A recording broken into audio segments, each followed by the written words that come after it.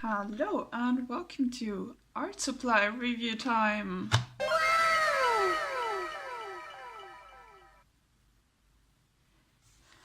Okay, so today I'm reviewing this set. It's the Daniel Smith Watercolor Essential Set, 6 little tubes that I bought in Vienna the other day, and they were quite cheap.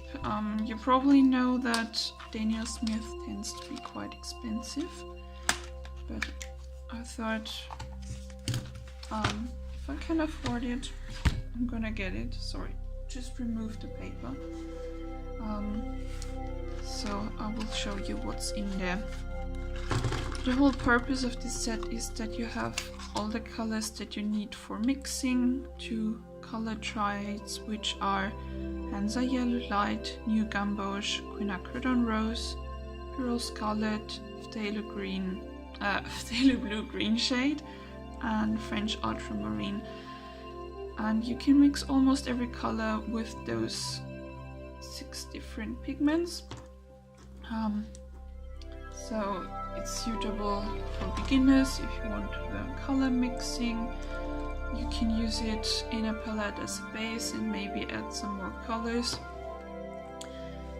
I generally always recommend, if there's a pigment you use a lot, in my example I really like using black in backgrounds, and even though I could mix my own black, if I use it in large quantities I prefer to have it ready-made. So maybe you use a lot of green in your artwork, then get yourself an extra green tube, and mixing is so much easier and much more fun.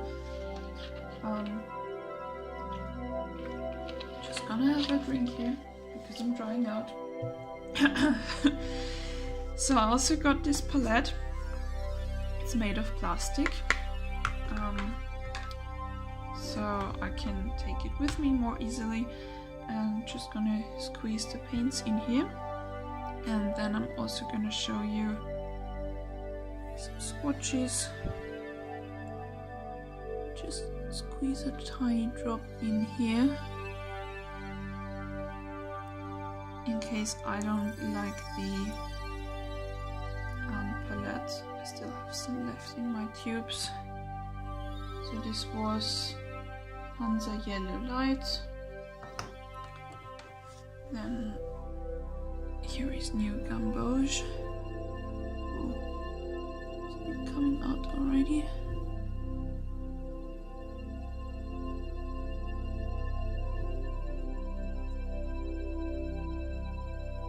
Yeah, I'm gonna have to clean that up after filming, so no worry, I'm not gonna let it dry like this, but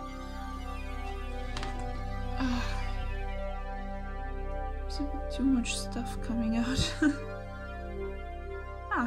This one is behaving a bit more nicely. This should be Pearl Scarlet. Yes. And then here's the Quinacridone Rose. Maybe I should also say there's the point of having 2 reds and 2 yellows and 2 blues is that you have a cool red, which is this one here, and a warm red, and also a warm and cool. Sorry, those are the yellows, of course.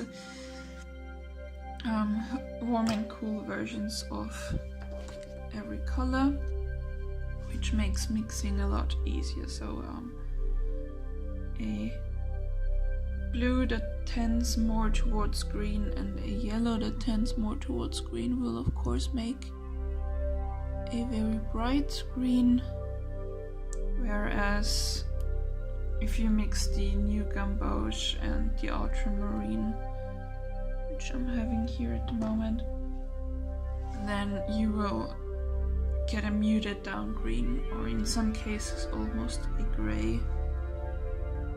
So this was the last one, Phthalo Blue Green shade. And I think I'll just show you the swatches so that you know what to expect.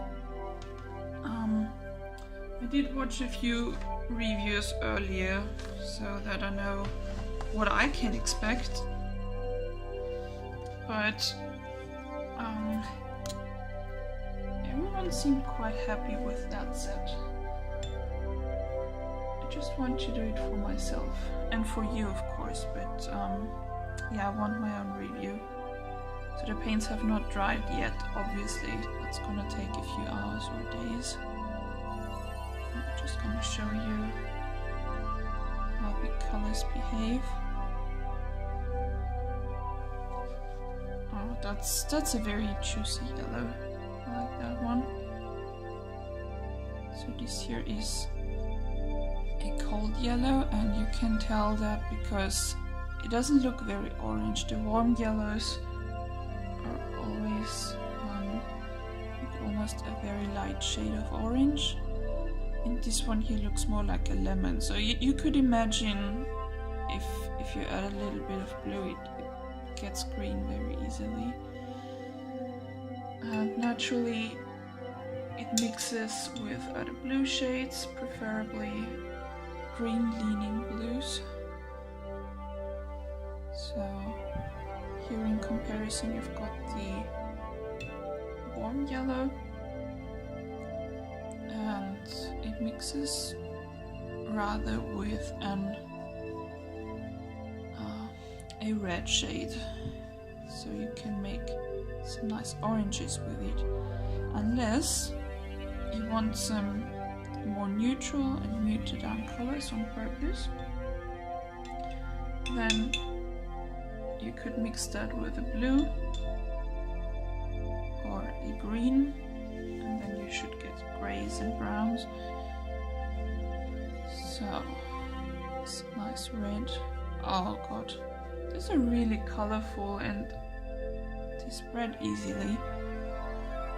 So I've done some research earlier and I looked up the colors online, and they are all very light fast, except for one. They all have excellent light fast, and one has very good light fastness, so you can all use them in paintings, hang them up in galleries.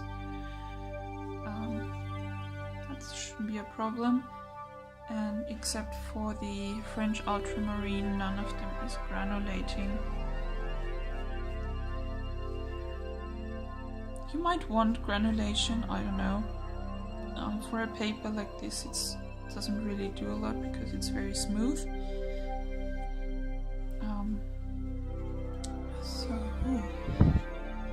I almost want to eat that paint.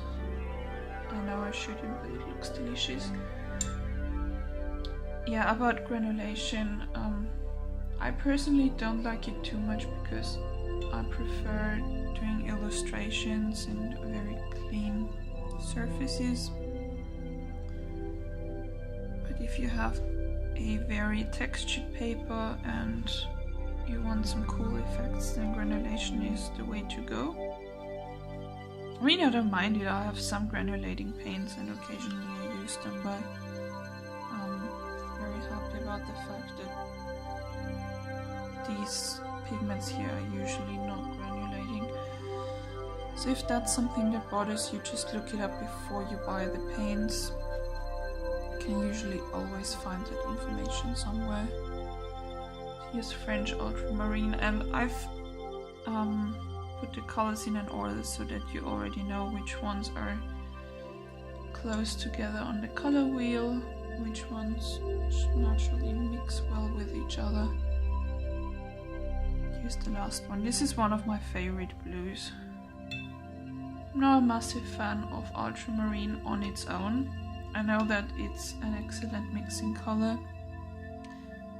I just think it looks a bit like a blue that's trying to be a purple. It looks very strange, but Daily Blue is wonderful. Not just for mixing, but just to look at on its own. Looks like very fresh water. So here you have all the paints, and you can already see some granulation going on, even though the paper is silky smooth. It just separates more into a very light wash and it's base tone, and you can see some grains. And now I'm gonna do some mixes for demonstration, and that's it with the video. Maybe I'm gonna give you a few informations on what I'm planning to do next, because with this set I thought that I might compare some other primary color sets and see how they perform, because Daniel Smith it's a pretty good brand, but it tends to be very expensive, so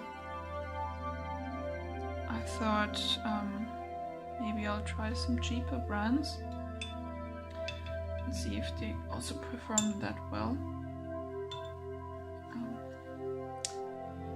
Yeah, so that's gonna be a test, and I might also make a short video about color theory. If you're new to watercolor, if you're new to mixing, and you want to have some nice results, that might be a video for you. So, if you're wondering what's going on here, I'm just mixing a green and an orange and a purple. So, this is how you get the most vibrant colors. I think you could also mix the New Gamboge and the Queen Rose. Oh, well, I'm just gonna do it. So you can see it right away. So far I really like working with this palette, not just the color palette, but also this plastic tray that I bought.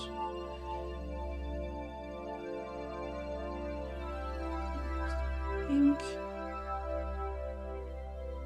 And yeah, it's a much warmer tone, not as bright anymore, but it's get this almost blood looking red. I like that color. So now for the purple, which is the ultramarine and quinacridone rose, or pink. What was it? I think it was quinacridone rose.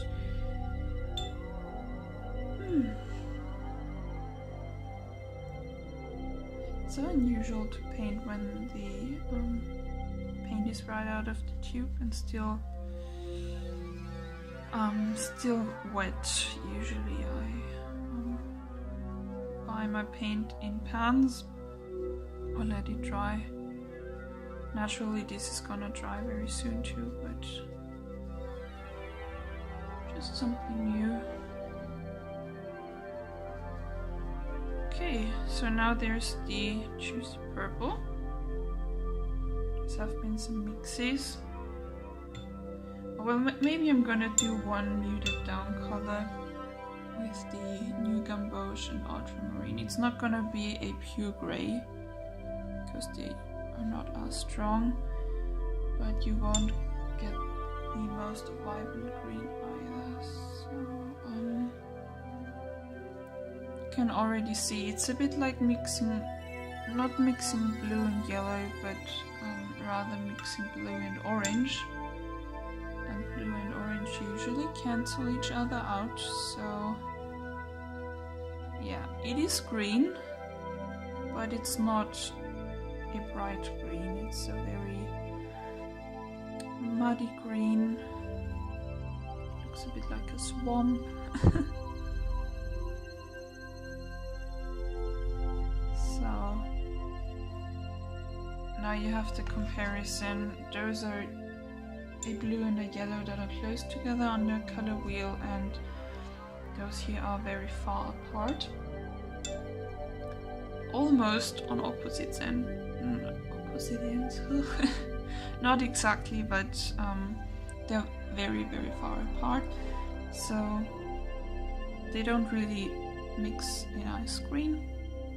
But I'm gonna talk about this more in another video about color theory. So here again is my palette, and the paints are over here.